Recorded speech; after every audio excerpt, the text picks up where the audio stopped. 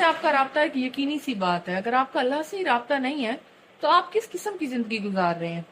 मौसम है, मौसम तब्दील होते रहते हैं। इसका ये कतई मतलब नहीं है कि आप अल्लाह ताला को भूल जाएंगे, अल्लाह ताला से गफिल हो जाएंगे। गर्मी, सर्दी, खिजां, बहार, ये चीजें आती जाती रहती हैं।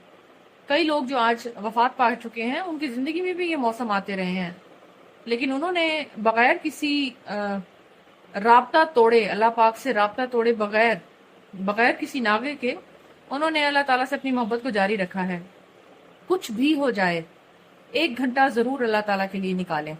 1 घंटा नमाजों के अलावा थोड़ी सी बैठ के तस्बीह करें, थोड़ी सी हमदो सना करें, थोड़ा सा टाइम दें अल्लाह पाक को। आप यकीन करें, इतना फायदा उठाएंगे कि जिन चीजों के पीछे आप भाग रहे हैं वो चीजें आपके पीछे भागना शुरू कर देंगी। मेरी बात को सीरियस लीजिएगा। आज तक के लिए इतना ही।